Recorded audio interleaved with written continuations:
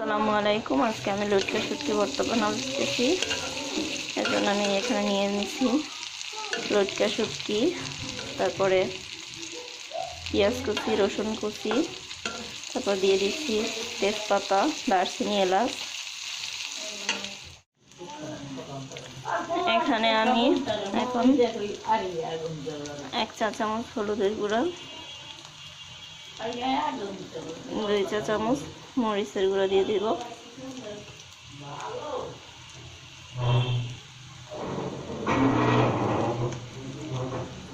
পানি দিয়ে নেড়ে চেড়ে নেব।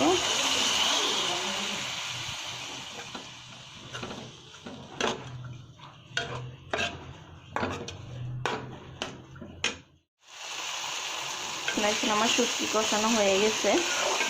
সেটা আমি এখন সিদ্ধ হওয়ার জন্য একটু পানি দিয়ে দেব।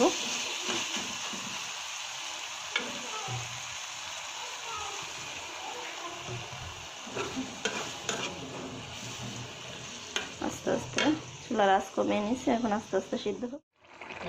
দেখেন ভিউয়ার্স, আমার কালারটা কেমন হয়ে আসছে। দেখেন ভিউয়ার্স, আমার শুটকি ভর্তা বলেন, ভুনা বলেন, কালারটা কেমন আসছে। সবাই কমেন্টস বক্সে জানাবেন। এটা হচ্ছে আমাদের ফেভারিট লটকা শুটকি ভর্তা। আজকে এ পর্যন্তই। আসসালামু আলাইকুম।